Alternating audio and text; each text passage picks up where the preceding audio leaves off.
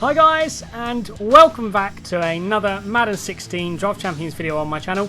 And first things I'm going to have to say, you're probably looking at this thinking, doesn't look like the best draft in the world. I mean, you've got Teddy Bridgewater at quarterback, we've got AJ Green as our only wide receiver threat, we've got Jake Long, Alex Boone on the line, and Jimmy Graham at tight end.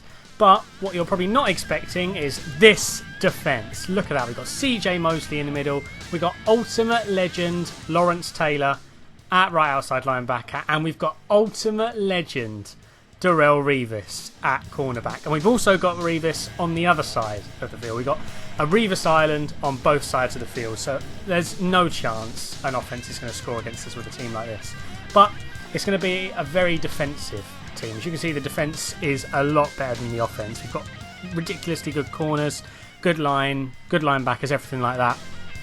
But the annoying thing, when I recorded the draft, the footage has actually corrupted, so I can't show you the live reactions I had to put in these cards. But I mean, first getting Darrelle Revis, we got him first, and I was absolutely over the moon at getting Darrelle Revis first. And then we managed to get Lawrence Taylor in the final legend round as well, and I just went mental at that point. But unfortunately, can't show you guys that one, annoyingly, very annoying. But the cards are insane. If you look at that Lawrence Taylor card, it's got high 90s across the board for everything. I've got him as my backup right end and left end as well, so he can just be on the field all the time. Darrelle Revis, he's going to shut down everything on his side of the field.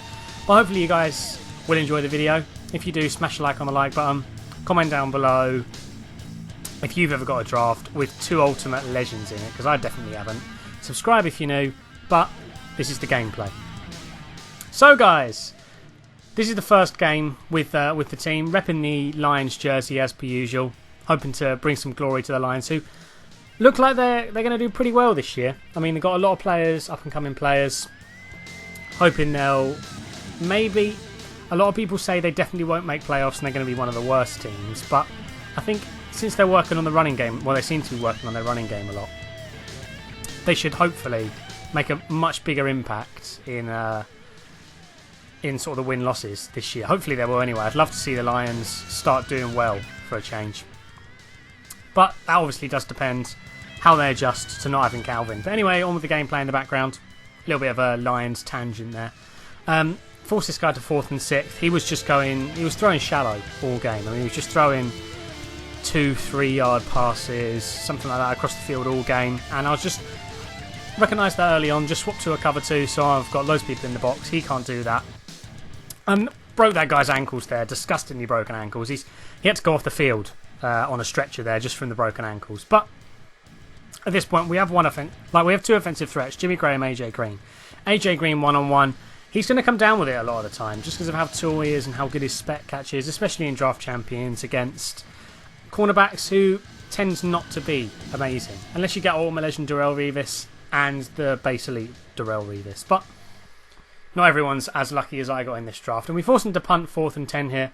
I'm not going to risk anything there. You know, if you catch that, you're going to get absolutely slammed, and I didn't want to risk fumbling or anything. So we're pretty comfortable in this game at the moment. I know I can stop this guy. As you've seen, I've forced him to turn it over on downs a few times, and we're going to try launching it to AJ Green again. Unfortunately, it doesn't come off for us, but we're going to keep working our way upfield. You know, we're getting first downs. His defence wasn't fantastic. He only has 3 linemen here. We're going to fullback dive it. We're going to get nearly 10 yards off that. I think we actually managed to get 9. So if you get 9 yards off a fullback dive, he's going to have to adjust for that next play in case it happens. And we find wide open there. I think that was Torrey Smith. Not sure who that was actually. But anyway, all we need to do is just punch it into the end zone. This guy had nothing to stop a fullback dive, and I could have just fullback dived him all game, but I didn't want to do that because obviously that would be awful gameplay to watch. But he also very rarely ran it. He's a pure passer. So I need to send loads of people deep. We've got 4, 5, 6 people around this guy. We get a nice pick. It's coming towards the end of the quarter. We're going to try and get a pick 6 here. We managed to dodge one guy, dodge a second, duke outside for the third. We've got a lot of blockers upfield. We're going to break this guy's ankles. Going to try and swap to the outside, but our guy there was just absolutely dead. So he had no speed. He was getting outpaced by linemen. Annoyingly, that could have been an absolutely insane pick 6 if he just had the energy. But we're going to roll out with Teddy here. He's going to try and user that. We all knew that was coming. He didn't user it correctly, and we're just going to make our way upfield. He saw that, thought, had enough of this game. I'm out of here. I'm going to let you go on to the next round. So we're moving on to the next round. I didn't want to include every game of the draft in this video because obviously I'm trying to get a few highlights from each, and then the videos would go on to about 20 minutes long. I don't think any of you want to watch a 20-minute video of just the Madden highlights. But we're moving into the highlights from the second and final game here. Let me know down below actually if you would want to watch 20-minute videos. I mean, some people do, some people don't. Personally, I think that's too long. Insane pick there from Harper. Just going to throw that out there. That was... You very rarely see them sort of scoop up picks like that, but fair play to him, making plays. Both the safeties actually made a lot of plays in this, considering they were just base gold safeties. But like I said, let me know down below if you want to watch the longer videos. I don't mind doing them if people will actually watch them through to the end. Which is why I'm saying it a bit way through the video, so I know you guys are the guys that stick around throughout the videos. So thank you, thank you for doing that. But we see a hole in his defence there. He's going to have to majorly adjust to cover the left-hand side, and he just didn't look like he was going to. As you can see, he's the exact same defence. He's using the lineman again. He didn't change it. Once again, Jimmy Graham's open, and we're just going to pick up the first down. I'm making a nice slow drive here. I love getting a nice slow drive on my first drive to just get a feel for the game, get a feel for this guy's play style, and then see if we can make big plays later on. Like that one. He was fully covered there. That was very lucky. Perfect throw from Teddy, who actually showed up this game. Teddy Bridgewater for me is usually terrible. I don't know what it is. He just seems slow, just terrible at throwing. But this game he wasn't, and he ends up coming up big. And I think if we actually managed to get a running back in this team, I mean, Rodgers did a hell of a good job. But if we managed to get sort of like a Eric Dickerson or Walter Payton or something like that, this team would have been just gone up that extra level and been absolutely insane. But as you can see on defence here, our three best players are on the defence. We've got everything locked down over the middle. Nearly get a pick there. Unlucky not to. We get a bat down. I'm more than happy just getting a bat down. Because, we nearly get a pick there as well. Our team's lockdown defence was unbelievable, to be honest. Darrelle Revis. I very rarely use this card. I didn't use the 90 card at all this year, from what I know anyway. Just because of how expensive it seems to be for what it is. Because he's not the fastest. But I'm thinking of picking him up just after this gameplay because he was such a good lockdown corner. I mean, the Ultimate Legend one. That card is going to be absolutely insane, and it was. But we picked up a nice touchdown there from Jimmy Graham, coming up big in the game.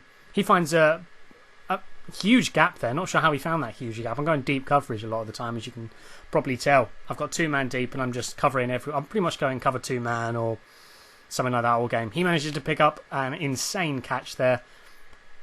I don't think catches like that are broken. I mean, in real life, you see catches like that. It's more the ridiculous spec catches, like the Odell Beckham style catch, I suppose, that I think should be just taken out of the game because it very rarely happens in real life. Those one hand over the shoulder catches, and it happens every game in Madden. But my guy here decides, I'm not going to bother trying to tackle him. I'm going to let him get into the end zone, and I still have a minute to score. So I'm thinking, I've got a few shots deep. I'll throw it deep once every now and again. See, he's nearly open there. It's just finding the right time to do it. But AJ Green, one-on-one at this point, should be one-on-one. See, wide open over the field. Doesn't come up for us. Thinking I could have lobbed it up to AJ Green there, thinking about it. He might have come down with it. Like I said, with the spec catch being so broken, he probably would have. We're just going to send 2 tight ends across the field. Pick up the yardage to get a first down and to get into field goal range. And we got 2 possessions. We actually get ball at half. He goes for an onside kick. Ballsy play. Does it pay off for him? Not a chance. We nearly managed to get to the outside there, and we probably would have been in if we managed to get around that one tackle. But unfortunately for us, wasn't one of our quicker players. But I'm more than happy just to get up the field here. And I know this guy's defence wasn't giving me too much trouble. I mean, I'm getting to third down a lot, but I'm just trying to make big plays. And things like that, like I'm saying, it's in the game, so you've got to use it. But I prefer if it wasn't in the game, because it just adds a factor where you're like 4th and 30. You can just send your guys deep, lob it up to them, and hope. And it does end up working in your favour a lot of the time. I think what they've done next year for Madden 17, from what I know, is they haven't made getting interceptions easier. They've kept that the same. They've actually made patting the ball down a lot more frequent, which I think is going to, if they've done it right, will be a huge upgrade to the game. But this guy, his offense wasn't bad. He was working his way up the field reasonably well all the time, going with good reads. I don't think he made one bad read all game, from what I know. As you can see, left-hand side of the field, wide open. Don't know where Darrell Reeves is sometimes, actually. That's one fault with him. Sometimes he just seems to get lost in the play. And I over pursue there. Could have been a pick, but I over pursue, and I was on a lineman anyway. But he's going to just throw it into the end zone nicely here. Fooled me with the route. I thought he was going to cut right. He didn't. But, we still got time in the game to get a few highlight plays, get something going on offense. And I just wanted the win, to be honest. I mean, Draft Champions, as everyone knows, is all about the win. So I'm just going to, as you can see, he has two people over the left-hand side. So I'm going to send one person across the field. He makes a brilliant pick there. Didn't come up as a user pick for some reason, but it was a really good user pick by him. Terrible read by me. And he's working his way upfield at this point. So I'm not too nervous. I know he got a big sack there. I'd go good coverage here from what I think. As you can see, we got people all over the field. Everyone on my right-hand side decides to run to the left, and I have no idea why. No idea whatsoever. I think I was in cover for show 2, from what I remember. And they just decided, I'm not going to mark my zone. But we managed to make him get a turnover at 4th and 4 there. I'm just trying to get a few highlight plays for you guys at this point. Since I didn't have the best offense in the world, it was quite hard to get those big highlight plays because they just weren't coming off. As you'll see here, I'm just trying to get a nice deep throw. Hopefully get something involved. So you can see R1 was actually wide open there way earlier. But I lob it to him. Unfortunately, he comes down with a pick and he works his way upfield. But he doesn't have time to score, luckily for us. And that is the end of the video. So hopefully you guys have enjoyed. If you have, smash a like on the like button. Let's try and get, I don't know, over 10 likes. Comment down below on what I've mentioned throughout the video. Subscribe if you're new. And I'll see you guys tomorrow for another video.